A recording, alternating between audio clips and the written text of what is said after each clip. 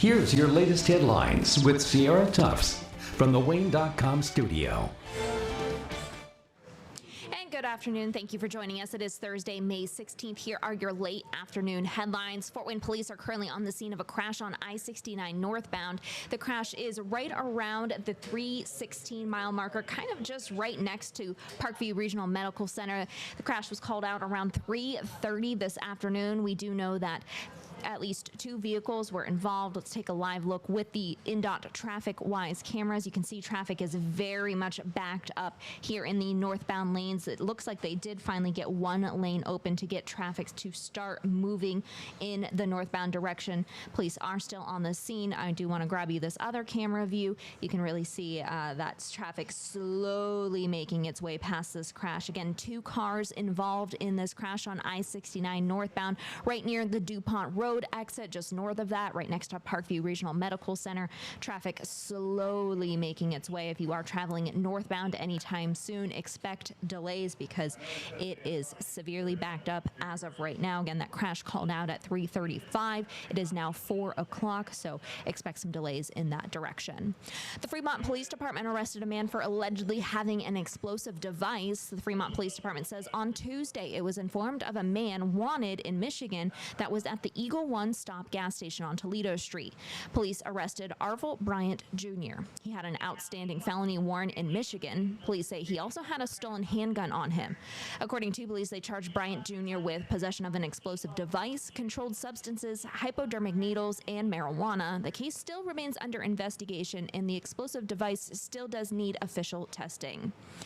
Fort Wayne is officially the 83rd most populous city for 2023. This is the same spot as 2022.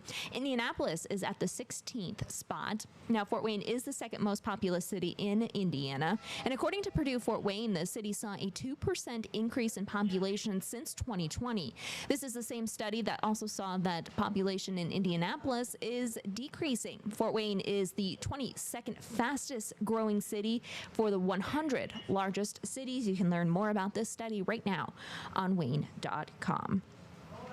Local organizations dedicated an equestrian course today to the woman who died in a plane crash last year. A plaque is now in place in memory of Allison Wheaton. She was the executive director of Summit City Equestrian Center. This new course now features in trails and obstacles to train horses. It's located at 5417 Paulding Road. Coming up later today, we sat down with the new Fort Wayne Police Chief. We'll hear from him. Also, it is Platinum's Perspective Night. We'll learn a little bit more how technology for our photographers has changed over the last 70 years. Plus, there is a new food truck on the market, not on the market, let's say on the scene. And literally on the scene, it's been inspired by first responders. We'll learn more about that coming up today at 5. And let's take a look at that weather. I want to pull it up for myself right here. Our weather headlines: sunshine is sticking around. We do have some rain starting to move overnight, and we are going to have quite the warm weekend.